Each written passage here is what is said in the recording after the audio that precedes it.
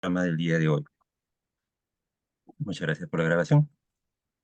Quiero presentarles muy en breve el programa que tenemos para hoy. Mm, Estamos iniciando esta tercera unidad del curso que va a estar centrada en los temas de cooperación internacional. Y en ese sentido, vamos a dedicar el día de hoy a los aspectos más generales y en siguientes sesiones vamos a ir viendo ya temas más específicos. El día de hoy vamos a tener una primera conferencia a cargo de quien les habla. Después tendremos un conversatorio en el cual, como lo estamos haciendo ya de manera regular, estaremos escuchando y dialogando con los líderes participantes. Y posteriormente tendremos una mesa redonda, después de la cual también tendremos un conversatorio de cierre. Ese es un poco el programa para el día de hoy. Resulta un poquito curioso, pero no me queda otra forma que presentarme a mí mismo, así que les voy a pedir su comprensión por este arranque de narcisismo. Eh, pero el protocolo es así. Soy el doctor Pedro Jesús Mendoza Arana. Yo soy médico, soy doctor en medicina y tengo una maestría en planificación y finanzas en salud por la London School of Hygiene and Tropical Medicine. Soy profesor principal en la Universidad Nacional Mayor de San Marcos, donde he sido jefe de la Oficina General de Cooperación y Relaciones Interinstitucionales de la universidad.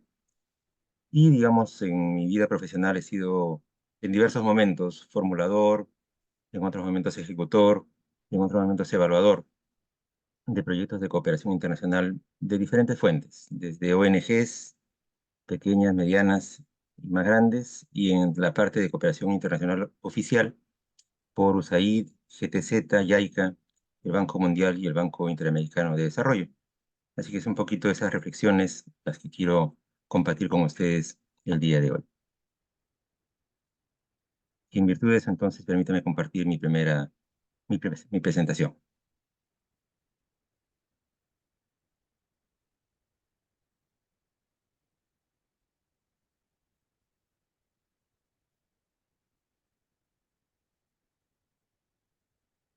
¿Me pueden confirmar que se ve, por favor? ¿Se ve bien?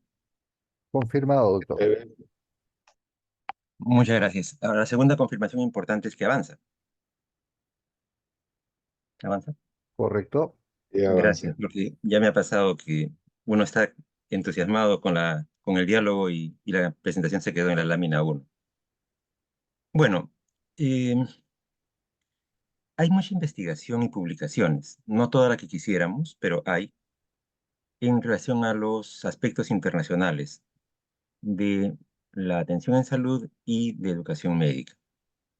Esto es una revisión sistemática que hizo Shomusi eh, y la publicó hace poco, el año pasado, con una revisión de cómo ha ido las tendencias en investigación en este campo, de 1942 al 2020, la más larga que he encontrado en la literatura. Lo que podemos ver ahí es que básicamente, digamos así, hasta el año 90 o hasta el 2000, si somos un poquito más tolerantes, en realidad las publicaciones eran relativamente escasas en este campo.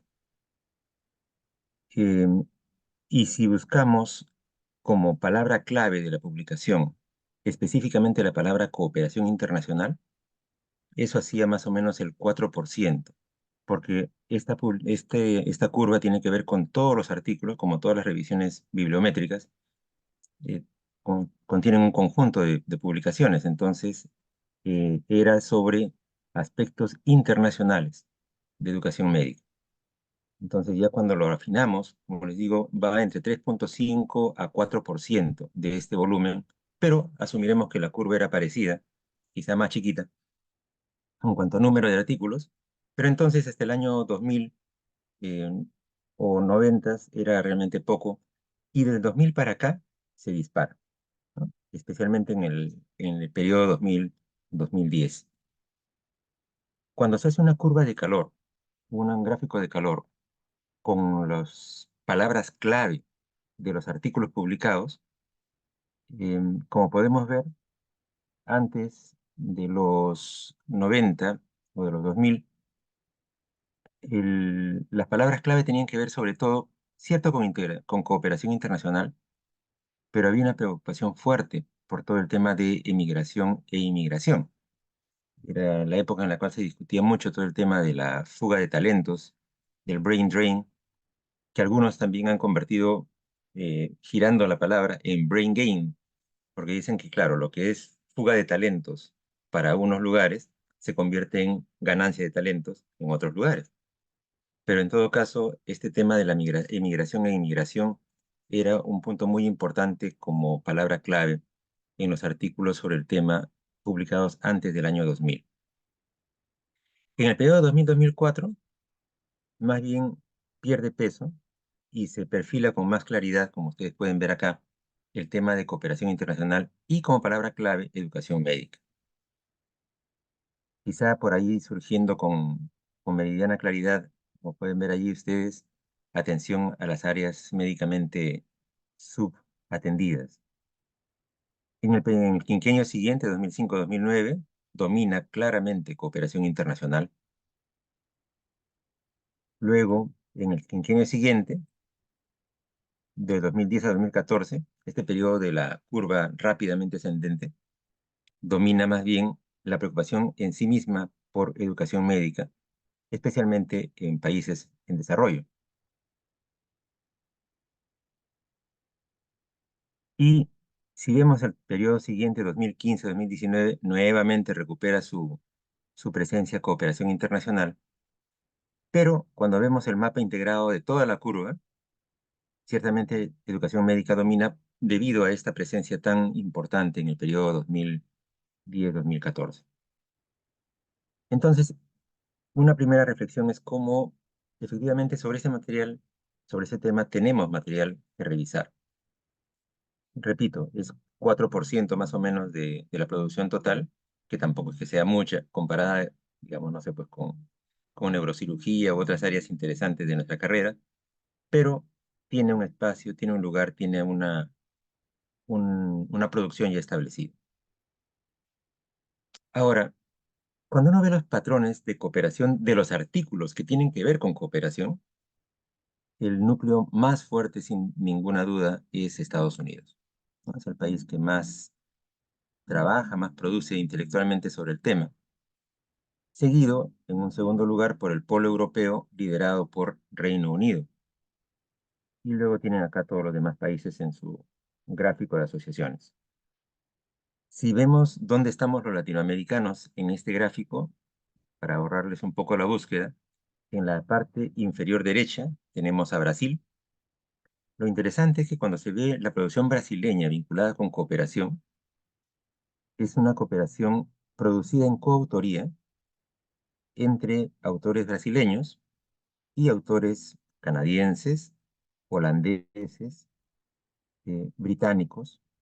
Es decir, hay una, digamos, mirada muy vinculada a la realidad europea. Mientras que, si vemos en el extremo, en la banda izquierda, ahí está México, está Perú, está Argentina.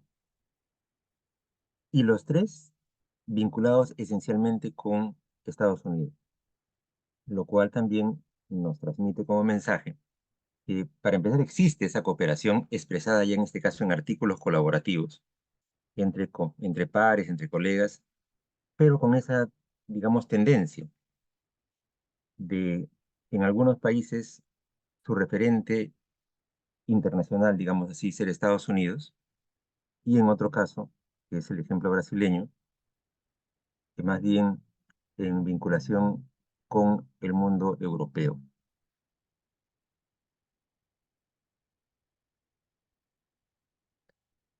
En el año 2007 se publicó este libro de mi autoría, que en realidad fue la evolución de mi tesis doctoral, que la hice con ese mismo título.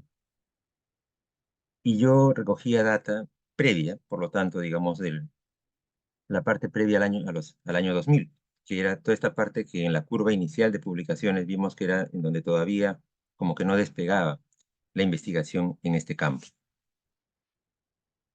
Em, En ese momento, por lo tanto, hace 20 años, la cooperación interuniversitaria tenía algunas modalidades bien establecidas y bastante definidas ya.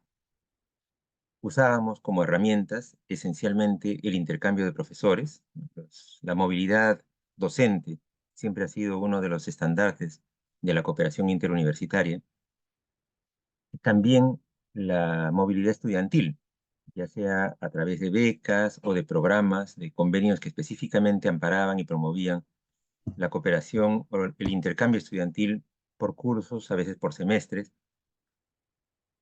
Otro tema importante mencionado en la época en la cual descansábamos mucho en la bibliografía como uno de los capitales de las universidades, entonces el intercambio bibliográfico solía mencionarse casi siempre en los convenios de cooperación interuniversitaria,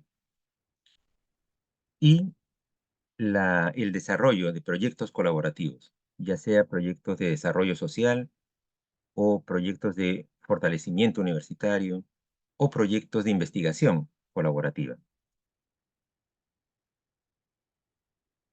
Sobre esa base o en este momento versó la tesis que les menciono, y mi marco conceptual fue el de Peter Senge, de niveles de gestión, para identificar factores facilitadores y factores bloqueadores de la cooperación, usando como unidades de análisis aquellas entidades que lograban captar más cooperación y gestionarla mejor.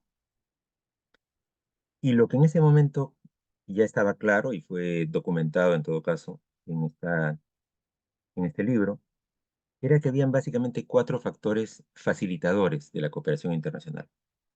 El primero, que puede parecer de perogrullo, pero a veces es bueno las cosas de perogrullo ponerlas por escrito, es que un elemento clave son las relaciones personales.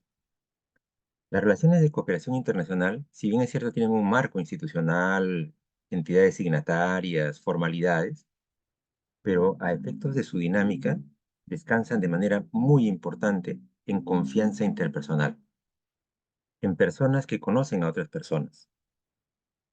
Y creo que eso también en la sesión de hoy día, justo lo mencionaba el doctor Pulido en sus palabras de saludo del día de hoy, de cómo en un espacio como este nos conocemos, tomamos confianza entre nosotros, y eso va dejando bases para una cooperación entre nuestras propias instituciones, que claro, cuando salga el convenio seguramente no figuraremos, pero que nació allí, nació en el contacto personal entre quienes estamos en una u otra institución académica.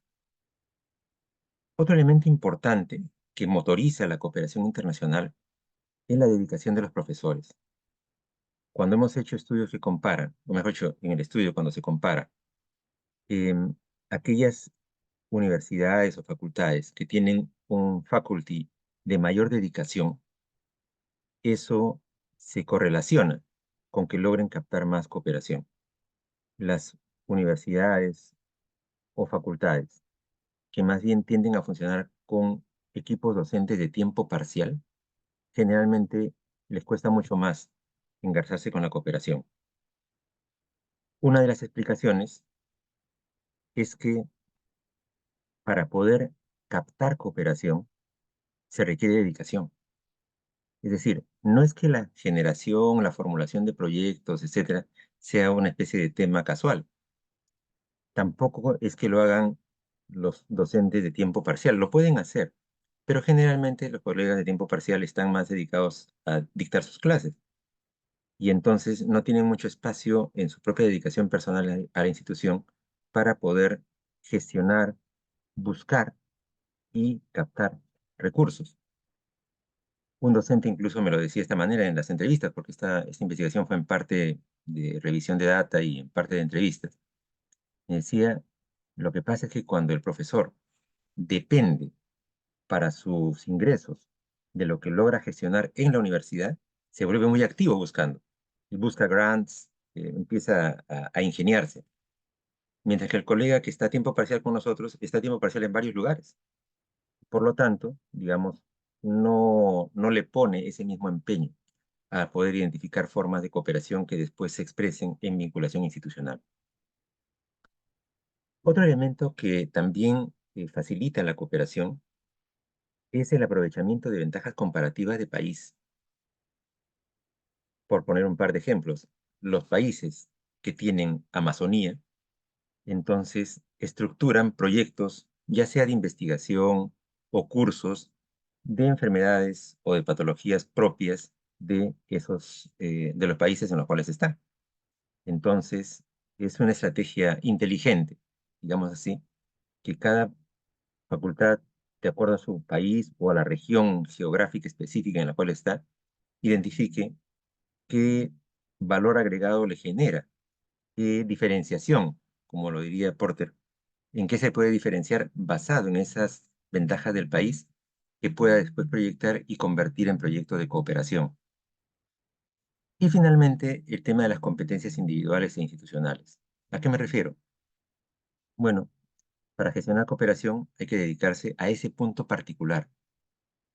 Em, yo he hecho en esta vida profesional visitas a varias universidades, específicamente dialogando con los responsables de cooperación. Y lo primero que vi, me sorprendió mucho en Alicante, por ejemplo, que lo tienen muy bien estructurado, es que ellos, cuando los visité, me dijeron: "Mira, doctor, acá está la clave de la cooperación para nosotros". Y es que tenían su oficina, con lo que esa época, por lo menos en mi universidad no lo usábamos, tener jóvenes, o sea, colegas jóvenes, junior, digamos así, sentados en su computadora, a dedicación, oteando el horizonte de la cooperación, buscando grants, concursos, donde habían fondos que se pudieran apelar para poder acceder a ellos y postular. Entonces, estructurar un espacio con colegas, no necesariamente de mucha experiencia, pero sí con dedicación, que permitan que la entidad pueda desarrollar esa competencia institucional, son una apuesta, yo diría, inteligente. Pero también hay factores bloqueadores. Y entre los factores bloqueadores, uno es la baja prioridad asignada a la gestión de la cooperación. Hay facultades que no les interesa, o por lo menos yo he conversado con decanos, jefes de cooperación, y no, a pesar de que pueden tener, en el caso del jefe de cooperación, inclusive el cargo, pero un poco más que lo tienen desde un punto de vista más de otra forma de cooperación, no internacional, pudiendo hacerla, porque ese es su mandato en principio. Pero lo ven más bien como vamos a vincularnos con, por ejemplo, en el caso de las facultades de medicina, nuestra preocupación suele ser los campos clínicos. Y entonces hacer convenios con hospitales, con establecimientos de primer nivel, y eso puede ser muy consumidor de tiempo y puede ser el que absorba finalmente, digamos, el espacio de dedicación que la oficina puede tener. Entonces, no siempre se le asigna prioridad al tema de cooperación internacional. También otro factor bloqueador es la gestión administrativa. Cuando uno piensa en la agencia que le está facilitando recursos para un proyecto, efectivamente hay un tema técnico. En el caso nuestro, temas, por ejemplo, educación médica, desarrollo universitario, investigación.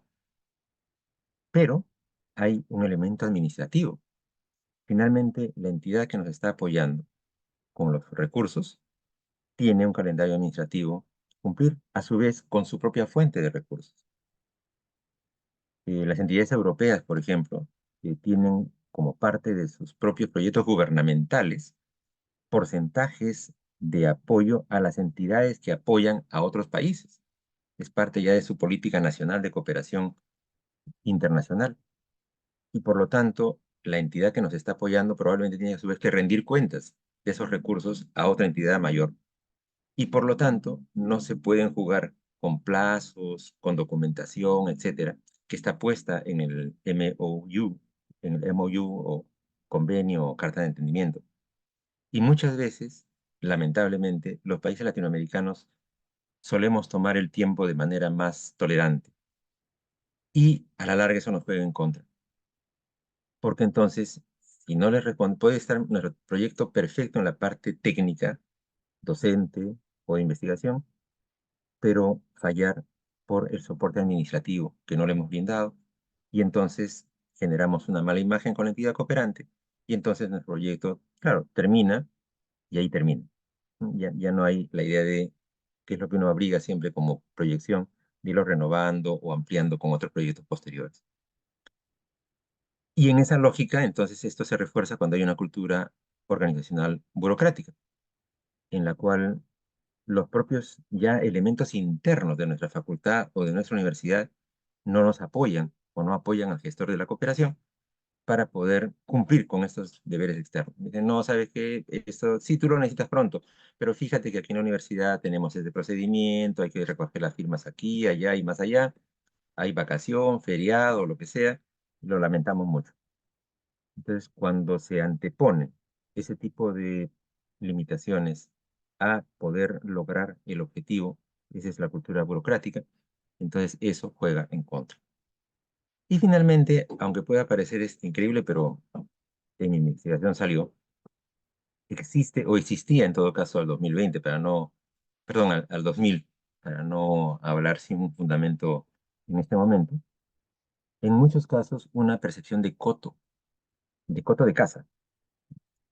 Y sobre todo los profesores, vamos a llamarles antiguos, para un poco separarme del grupo, eh, tenían mucho la idea de que este es mi tema de investigación.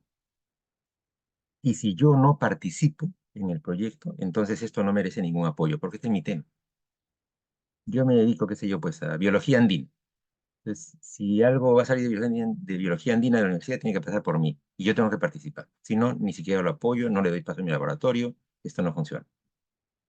Entonces, ese tipo de pensamiento, no sé, pues patronalista le llaman algunos, o de coto de espacios académicos, es terriblemente perjudicial. Porque entonces esa persona que pudo haber sido, de repente, un buen gestor o motorizador, se convierte en más bien un cuello de botella. Ahora bien, ¿y cómo podemos fomentar entonces? Ya que el título de la conferencia es Fomento de la Cooperación.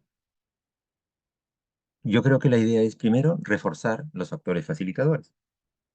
¿Y cómo se refuerzan? Bueno, hay gestores. He tenido, me he quedado muchas veces admirado cuando he conversado con colegas, con decanos. Hay colegas con una mirada estratégica fenomenal, que ven oportunidades. Y de hecho, la literatura lo refuerza totalmente. Para muchos, el secreto dicen, de la planificación estratégica o de hacer planes de largo plazo es identificar oportunidades. Esa es la mirada del líder. El líder es aquel que identifica oportunidades y dice, vamos para acá. Y eso se encuentra y hay que fomentarlo, apoyarlo. También la captación y retención de docentes es importante, porque si recordamos que uno de los principales elementos son las relaciones de confianza entre docentes, cuando docentes jóvenes nuestros o graduados nuestros hacen posgrados en el exterior y retornan, inviertan en ellos, distinguidos colegas. Es una buena apuesta. No les digo que vaya a funcionar al 100%, pero en lo que funcione, paga. Ese colega que ha sido captado, joven, con proyectos, con contactos, va a, digamos así, ser cultivado en el almácigo de su facultad y de allí va a crecer y va a florecer. Lamentablemente, lo que hemos encontrado muchas veces dialogando, entrevistando a ex becarios, es que muchas veces llegan a su universidad de origen y encuentran hostilidad, explicable por muchos elementos, desde celos de los profesores antiguos, o simplemente que la universidad no tenía espacio o forma de acogerlos, porque tenían que esperar al próximo concurso, por lo que fuere. Pero lo concreto es que aquellas facultades que logran estructurar mecanismos, becas de retorno y otras formas, para captar estos colegas jóvenes que van regresando y que traen en sí mismos ese capital social, que es el vínculo con otra entidad, entonces, si lo hacemos, perfecto, ese es un buen factor facilitador. Y uno último es que muchas facultades tienen o tenemos un buen posicionamiento social, y eso pesa. Para muchas entidades del exterior, pensar en un país es pensar en una universidad o en una facultad en particular o en algunas. Entonces, para esas algunas, cuiden ese prestigio, cultiven.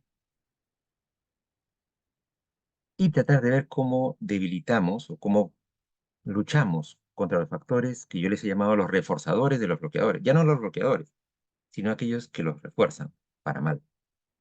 Y uno de ellos es la fragmentación. Fragmentación significa que no nos conocemos entre nosotros. O sea, yo conozco en todo caso a mi facultad o a mi departamento, no a nadie más, o poco a otros más. Y por lo tanto, no, internamente no colaboro con ellos tampoco, ni ellos conmigo. Entonces, la fragmentación intrainstitucional después se refleja en una fragmentación extrainstitucional, o sea, en un debilitamiento de la captación de recursos. También los referentes endogámicos, que lamentablemente existen todavía y son una tentación muy grande, especialmente en entidades más antiguas. Y yo lo digo con vivencia real, eh, que cuando uno es una entidad prestigiosa y antigua, muchas veces se convence de que uno es el referente, la locomotora, y que no existe, que los demás son todos vagones. Y no es así. Podrán no ser locomotoras tan grandes o tan antiguas, pero igual son locomotoras también, por derecho propio. Y entonces tener una visión un poco más horizontal y abierta de otras entidades ayuda a estructurar grupos que, por ejemplo, pueden permitir armar plataformas para aplicar a proyectos de cooperación más importantes. Y esto ya con el tiempo me voy a tener que cortar yo a mí mismo, pero antes de eso quiero compartir algunas reflexiones, no solamente sobre lo que se dio el 2000, sino, bueno, ¿y qué de novedades hay en los últimos 20 años? Miren, cuando yo pienso en el fomento de la cooperación en los últimos 20 años, y yo la divido así, en factores externos a la universidad y internos. De los externos, disculpen que haya puesto esto en inglés, pero quise hacerlo así para respetar la fuente y para transmitir el mensaje tal cual. Nosotros y la cooperación internacional en este momento se está moviendo mucho, motorizada por cómo está funcionando los grandes grupos geopolíticos mundiales. Creo que un buen ejemplo es cómo está funcionando la Unión Europea. La Unión Europea tiene un proyecto muy grande que se llama el Erasmus Plus, que es la versión 2024 en adelante, o sea, la de este año y futuro, de la que fue en años previos, que era la Erasmus. Y fíjense lo que dice el propósito de este programa Erasmus Plus. Dice, los ciudadanos europeos necesitan estar mejor equipados, con conocimiento, habilidades y competencias para una sociedad cambiante. Pasar tiempo en otro país para estudiar, aprender y para trabajar debería ser el estándar. Y por lo tanto, la oportunidad de aprender por lo menos dos idiomas adicionales a la lengua materna, o sea, trilingües, debería ser ofrecida a todos. Esta propuesta es de la Unión Europea, de cómo la Unión Europea visualiza lo que ya viene gestando desde hace años y, bueno, en realidad a estas alturas ya décadas, como su desarrollo geopolítico a nivel global. Y por lo tanto, una vez planteado esto, Erasmus Plus se expresa en fondos de apoyo a las universidades que expresan esto mismo. Y este es un ejemplo. La Comisión Europea presenta una propuesta primaria, un primer patrón, de lo que ellos llaman ahora los grados académicos europeos, ya no vinculados a una universidad necesariamente, sino a alianzas interuniversitarias que otorgan grados académicos a nombre colectivo. Y de hecho, si uno ingresa acá a la página web, ve ahí ya montones de proyectos que la propia Unión Europea financia a alianzas universitarias entre europeos y de europeos con países del orbe para estructurar este tipo de grados académicos. Entonces, la cooperación internacional entre universidades adquiere otro ritmo y tiene también otra capacidad, por supuesto, de financiamiento. Otro elemento que solamente voy a mencionar porque ya lo hemos tocado bastante en sesiones previas, es el tema de acreditación. Los estándares de acreditación, especialmente los internacionales, pero también los nacionales, brindan mucha atención, creciente atención a la capacidad de la entidad que se está buscando acreditar para poder captar docentes internacionales, alumnos internacionales, vínculos de cooperación internacional. Y por lo tanto, aquella entidad que quiere acreditarse empieza a promover esto internamente. Entonces, a lo que voy es a que, como fomento de la cooperación internacional, hay estos elementos externos a nosotros, en entidades acreditadoras, en el gobierno o en gobiernos, que buscan también sus propias formas de vincularse a nivel global, las mismas que resultan repercutiendo en las universidades y facultades de medicina. Y para cerrar, algunos factores también internos en nuestras universidades que también fomentan o tienden hacia una mejor y mayor captación de la cooperación. Cuando vemos desde la universidad cuáles son los desafíos del siglo XXI, entonces hemos identificado claramente, esta es una revisión de Mayunder, también eh, publicada el año pasado, con los desafíos, que es, en el resumen de Mayunder, educación médica basada en competencias, educación interprofesional centrada en el paciente y uso de tecnología en educación médica. Por lo tanto, esto va generando con una reflexión desde las universidades hacia afuera, a diferencia de la otra que era desde las entidades externas hacia la universidad, a que las propias universidades generen sus espacios. Y un mecanismo que también ya se viene, digamos, fomentando, estableciendo, son, por ejemplo, las dobles titulaciones, ¿no? Aquí hay ejemplos. Los dos primeros son de Estados Unidos, Cornell con una universidad en Qatar, en la Weill Cornell Medical College, y otra de Duke con Singapur, de hacer asociaciones para otorgar doble titulación, doble grado académico. Y también hay otros ejemplos en Europa con digamos, otras localizaciones en el orbe en esta misma lógica. Y en lo referido al tema de la tecnología, una mención rápida nada más al uso de las redes sociales, que es, creo, en la experiencia cotidiana de todos nosotros, la virtualización nos está tomando mucho más rápido de lo que somos capaces de reflexionar o de investigar. Miren, estos son unos artículos publicados en el 2020, hace relativamente poco. Uno sobre uso de redes sociales para colaboración entre estudiantes de medicina participando en cursos colaborativos, publicado por la Universidad de Granada, y uno de mi autoría, también sobre e-learning en educación continua, publicados en 2020, por lo tanto, digamos, con data de 2015 a 2020, en donde todavía sentíamos que este tipo de cosas como e-learning o redes sociales eran, digamos, tecnología más o menos de avanzada. Pero de repente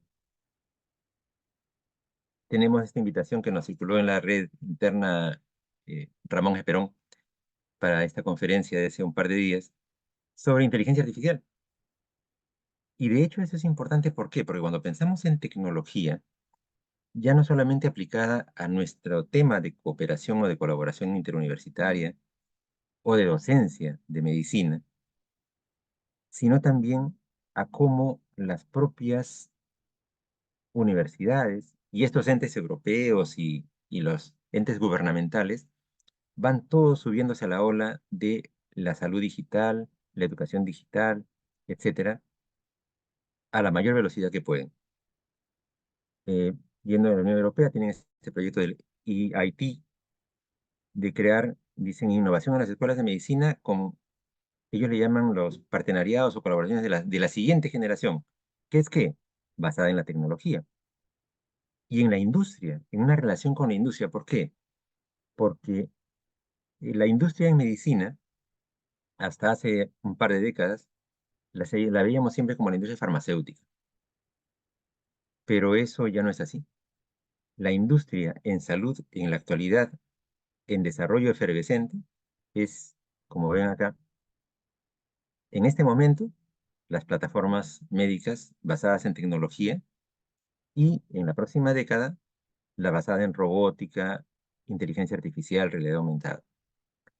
Y entonces, ya no estamos hablando de las farmacéuticas cuando hablamos de tecnología en medicina, o de los fabricantes de equipos de resonancia, ¿no? Estamos hablando de otro tipo de tecnología, que se infiltra en la vida de los docentes, de los pacientes y de los alumnos, y que por lo tanto dinamiza una forma diferente de comprender también la relación de tecnología con educación médica y de cooperación internacional. Y entonces se visualiza la empresa privada diferente, porque entonces también la empresa, este tipo de nuevas empresas, de startups y toda esta cosa nueva de cómo funciona el mundo empresarial en estas nuevas reglas, también impacta de manera importante en nuestra educación médica. Y para terminar, este es un programa de Faculty Program Development, un programa de desarrollo de docentes, colegas de médicos, establecido en Seúl para pacientes, perdón, para países que lo circundan. Y me pareció importante, por eso les pongo la referencia, es quien desee revisarlo, porque lo que ellos planteaban es que para hacer un buen programa de colaboración internacional, tenía que ver esto respaldado por un buen sistema de colaboración intranacional. En el caso nuestro vendrían a ser justamente nuestras asociaciones miembros, que probablemente este programa de la Federación Panamericana no sería viable, no hubiera visto la luz sin un dinamismo importante de las asociaciones miembros, pero que esto a su vez debería verse reflejado y alimentado por una colaboración intrainstitucional que le dé soporte y que un poco va en la línea de lo que comentábamos, de que lo peor que nos puede pasar es fragmentarnos intrainstitucionalmente, intranacionalmente, porque eso se refleja después en fragmentación internacional. Hasta ahí mis reflexiones. Les pido disculpas si me he pasado 7 minutos de la hora. Muchas gracias por su atención.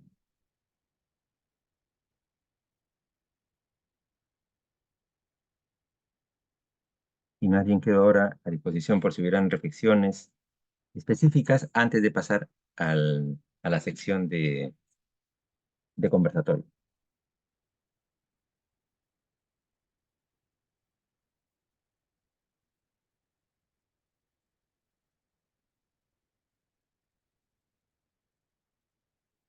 Sí, Elizabeth, la escuchamos.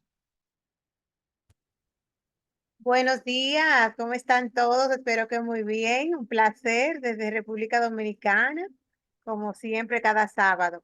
Estoy pensando yo que realmente en la parte de comenzar con lo intrainstitucional, porque esto me ha retado, siempre me reta, esto todo me reta. Uno quiere hacer todo y quiere hacer mucha cooperación y dice, ¿y cuántas cosas quiero hacer? Pero entonces estoy pensando, si quiero darle una vista, debería asegurar primero que todo lo intrainstitucional esté funcionando. Lo intranacional no lo podemos manejar tan fácil porque ya eso depende de otras cosas externas, pero me ha retado a asegurar que lo intrainstitucional esté funcionando perfectamente bien antes de continuar haciendo todo lo demás con esta presentación. Eso es el comentario que quería decir, porque yo sé que aquí vamos a tener un espacio para mantener cooperación internacional. Eso yo lo sé porque es parte de lo que este diplomado va a lograr y ya se ve. Pero antes de eso, debo asegurar lo interno para que todo funcione bien, según su presentación interesantísima. Era un comentario, gracias. A usted, Elizabeth, muchas gracias. Quizá en todo caso, motivado por les voy a contar una pequeña anécdota, ya que ahora sí ya tengo unos minutos más para explayarme, sobre este tema que menciona Elizabeth. El año 2000 yo fui director de pregrado de mi facultad. Em, y lo que les comparto como reflexiones no son necesariamente mis grandes éxitos, sino más bien mis grandes lecciones aprendidas para mí mismo en el camino de crecimiento profesional. Y esta le decía como director de pregrado de mi facultad, y un día toca la puerta de mi oficina un colega, creo que era brasileño. Me decía, doctor Mendoza, estoy buscando al doctor tal, ¿no? Me dio un nombre. Este, él trabaja en neurocisticercosis, y si ustedes son la Facultad de Medicina, él debe trabajar acá. Yo miré mi base de datos y le digo, no, este colega no trabaja con nosotros. ¿Estás seguro que es de San Marcos? Sí, me dice de San Marcos, yo leo sus publicaciones, sí, es de San Marcos. lo busqué otra vez, González, se veía González Sariquiey.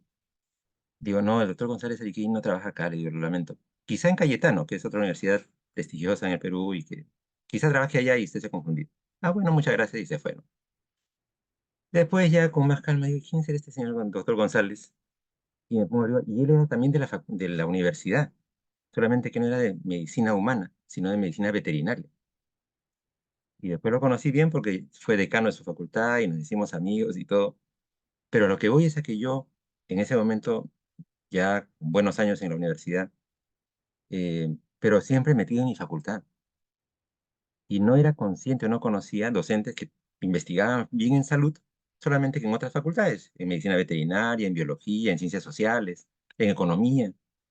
Entonces, eso nos pasa. Ahora, yo no digo que necesariamente se tenga que hacerse primero eso, porque muchas veces esa lucha interna es más difícil que la externa, pero sí creo que hay que irlas haciendo en conjunto para que se potencien, porque si hacemos primero la una, de repente ahí nomás nos quedamos.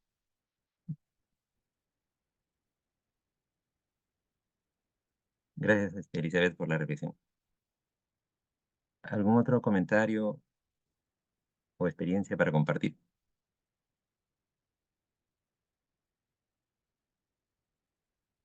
Muy bien, entonces, sí, Jorge, por favor, lo escuchamos.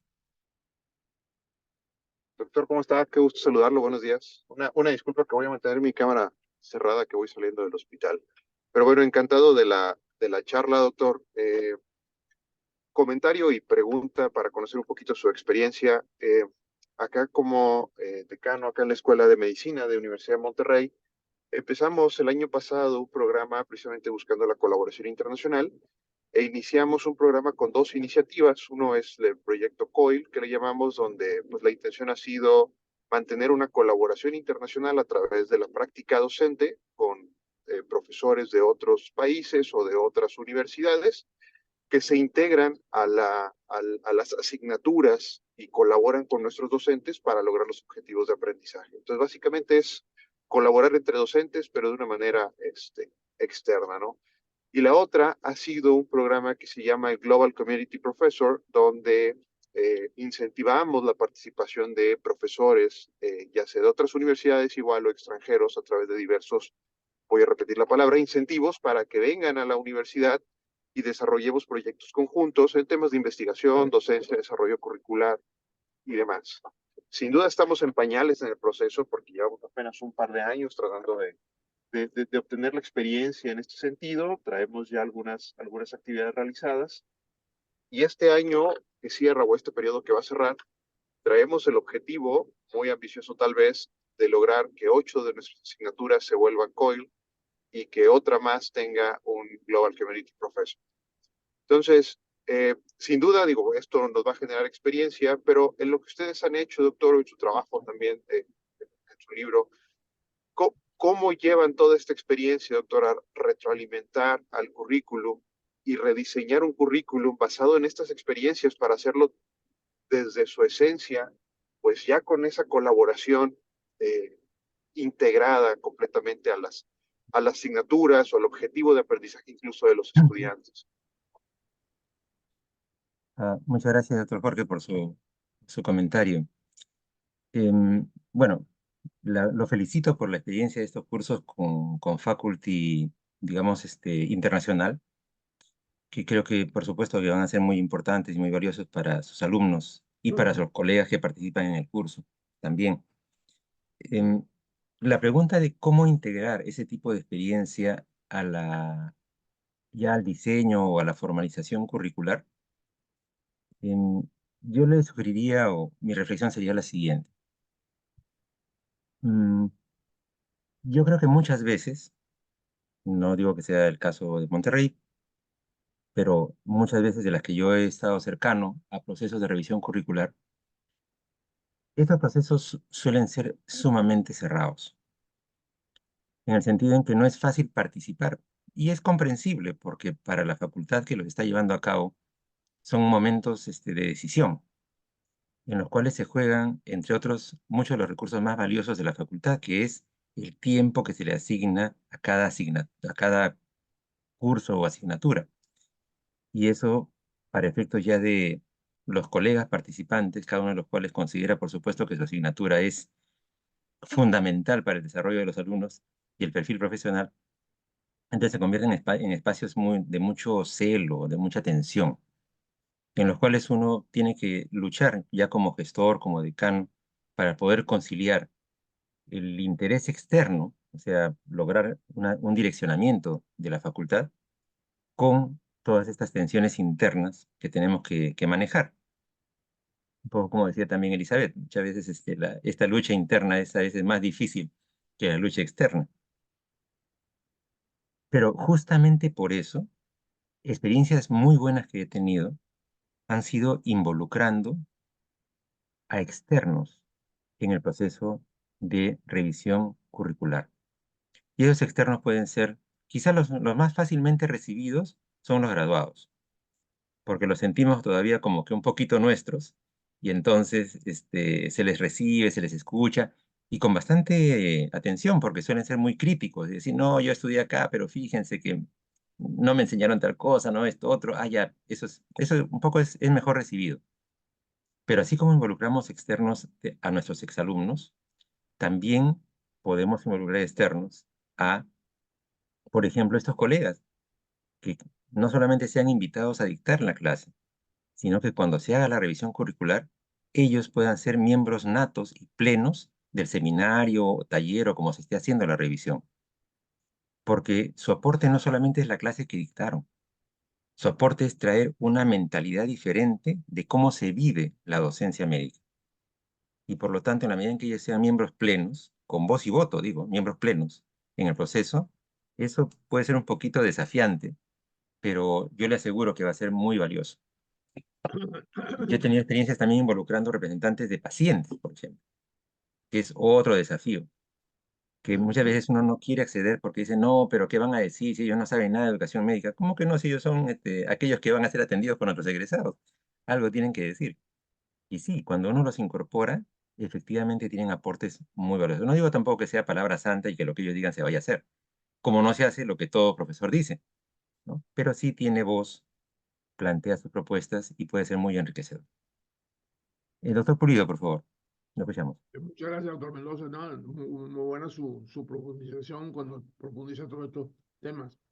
Yo le preguntaría, como usted está acumulando todas estas experiencias de benchmarking, que básicamente lo que estaba diciendo, muy bueno, y se lo diría también a Elizabeth, que los cambios vienen, inicialmente a lo mejor vienen desde afuera, y son los que me motivan a todo este desarrollo. Y eso es un punto importante que le diría yo al doctor Mendoza, que me dijera qué plan estratégico, porque está aprendiendo una serie de cosas, como decimos aquí, una pila de cosas. ¿Cómo lo va a implementar? ¿Qué plan estratégico tiene usted para seguir? ¿Cuál es la siguiente etapa? Ya ha cumplido esta primera etapa, ¿verdad? Ahora viene, ¿cómo va a transformar eso? O lo pone como un elemento transformativo para tener esta relación inteligente con varias instituciones, varias entidades y varios países. En una Hispanoamérica, una relación hispanoamericana muy interesante. Si uno se pone a ver, que me conteste esa pregunta, si uno se pone a ver, lo que ha hecho la Federación Panamericana de Facultades de Medicina nació con un elemento externo. Eso fue por allá, qué sé yo, el año 62, cuando la gente allá en México pensaba que la educación médica tenía que cambiar, en fin, después vino la Asociación Americana y vinieron otras, la colombiana, la gente de Venezuela se metió, la chilena fue muy importante, los peruanos también. El primer presidente de la Federación Panamericana fue un chileno, Amador Neme, y se transforma después y hace un traspaso a Brasil. Y ahí precisamente nos comunicamos con el Instituto la Fundación Vargas allá. Y entonces vino el interés de trabajar sobre enfermedad de Chagas, que nos atañe a todos varios miembros de la comunidad amazónica, fundamentalmente.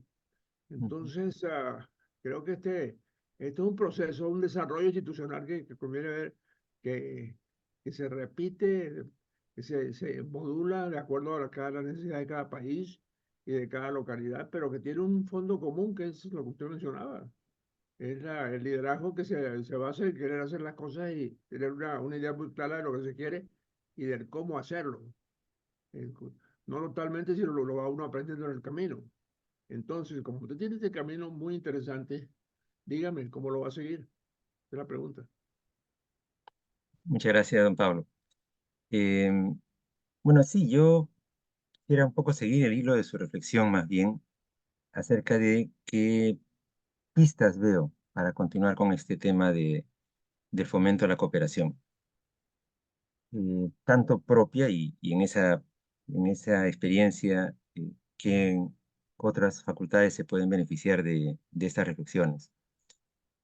La primera sería, si bien es cierto, nuestros países o nuestro espacio, el equivalente a la Unión Europea, con ese nivel de decisión y de fuerza, no lo vemos todavía, sino en grupos más fragmentados, a su vez más pequeños, ¿no?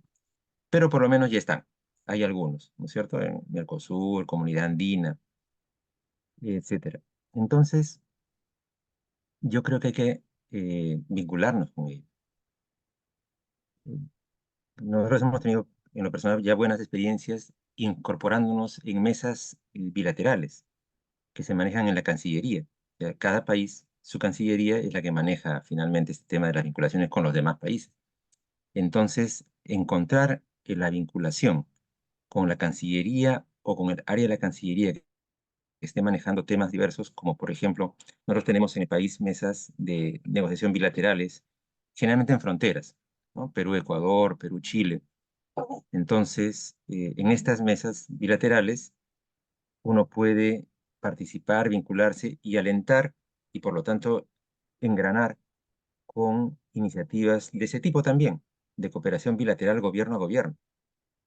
Y entonces, en esa cooperación bilateral gobierno a gobierno, ya con ese paraguas, uno puede desarrollar con más soporte oficial y con más proyección iniciativas de cooperación académica entre esos mismos países. De hecho, para esos efectos, y por eso le decía que seguir el hilo de sus palabras, así como tuvo en su momento el gran acierto de la Federación Panamericana, eh, creo que el fortalecimiento de las asociaciones nacionales en ese rol es fundamental. Porque una cosa es ir a la Cancillería y decir, mira, yo vengo a la universidad tal, que al margen de lo prestigioso que sea, te van a decir, bueno, sí, pues, pero esta es una universidad y acá tenemos, no sé, pues 20, 40. Que decirle, mire, yo vengo de la Asociación Nacional. Acá yo tengo a todas las facultades de medicina del país. O si no son todas, digamos, las que han acreditado, en fin, ya cada quien tiene sus requerimientos de membresía. Pero en todo caso, digamos, las que hemos, la mayoría o las que hemos logrado pasar esas exigencias, estamos acá. Y entonces la vinculación ya se nos toma diferente en cuanto a interlocución. Lo que pasa es que a veces tendemos a ser más bien intrauniversitarios, pero el mundo universitario es una faceta del mundo. Y entonces, para estos efectos, ya que estamos hablando de cooperación, creo que funciona muy bien articulada y creo que ahí el rol de las asociaciones nacionales es un rol fundamental. Y lo otro que yo agregaría a eso para cerrar el círculo es eh, establecer mecanismos internos en los cuales esos representantes de nuestras facultades o de nuestras asociaciones en ese espacio de vinculación retroalimenten al conjunto en algún espacio virtual, en un boletín, en una reunión, el que sea. Lo digo porque el- la representación institucional es un tema, como se dice en inglés, tricky, porque muchas veces el representante institucional, como participa en ese espacio, él sabe mucho, pues se enriquece, aprende, pero no necesariamente los colegas de la institución se benefician también. Y para un poco menguar o potenciar más bien esa vinculación, la idea es que el compañero o el colega que está participando de alguna manera aporte y se sienta respaldado también. Porque el lado traicionero es que, claro, a uno lo envían ya, Mendoza, que vaya a representar a la facultad en tal lugar porque él habla inglés. Ya, hay una invitación, ya que él vaya. Y después uno va, con muy buen ánimo, por supuesto, pero uno pues va representando una institución. Y luego tiene que decir, ah, ya muchachos, entonces miren, hay esta oportunidad. Voltea y solamente escucha grillitos, como digo a veces. O sea, voltea y está solito. Entonces, eso al final voltea y al final Está eso bien, agota, está bien, está y bien, eso agota, ¿no? Entonces, está bien. brindarle soporte para que el colega que nos representa sienta que efectivamente está siendo respaldado. Y muchas veces, doctor Mendoza, también el hecho, por ejemplo, de las asociaciones nacionales, que han sido un motor fundamental para el desarrollo que estamos viendo ahora, le sirven a uno, en países como el nuestro, para reforzar lo que se pudiera hacer en el propio, Ah, porque hay limitaciones de carácter sociopolítico y de otra índole que realmente ponen barreras en adición a la lista que usted muy bien puso allí. Entonces, no, miren, resulta que la Asociación Panameña o la Facultad de Medicina de la Universidad de Panamá tiene una ligadura con el Instituto Gorgas de Medicina Tropical en Panamá, que es un instituto de primera línea, que tiene investigación medicina tropical formidable y tiene además un programa de informática ahora de inteligencia artificial adicional, en fin. O en un momento dado nos comunicamos con gente que nos fue útil para desarrollar determinados programas, caso tecnológico de Monterrey en un momento dado, u otras universidades, Javeriana, en fin, lo que sea. Paulista, la gente de la, del sur. De manera que yo creo que lo que usted dice es correcto. Ahora, ¿cómo integrar ese liderazgo, esos líderes, esos capitanes de desarrollo que usted está viendo en cada país y cómo los torna un poco más, un poco no, influyentes en las políticas que se toman en los países? Como usted bien sabe, las cancillerías son a veces inhóspitas, ¿no? Mucho bombo, sí, no vamos a hablar claro. Pero entonces la realidad es otra. Entonces, el tema del desarrollo institucional inteligente en conjunto es formidable. Entonces, es un tema que debemos profundizar en su oportunidad en FEPAFEM y en entidades afines. Pero nada, muchas gracias por su visión y por lo que están haciendo en el Perú. Me parece muy interesante. Y además, otra cosa muy importante que tienen ustedes los peruanos, se lo digo, obviamente muchos colegas, es la humildad. Mire, no estoy haciendo de grandes cosas, estoy simplemente señalando cosas que se pueden hacer. De manera que, muchas gracias nuevamente. a usted, don Pablo, por su palabra. Muchas gracias. ¿Algún otro aporte, reflexión, comentario? Muy bien. Entonces vamos a pasar ahora a la etapa que le llamamos el conversatorio, que ya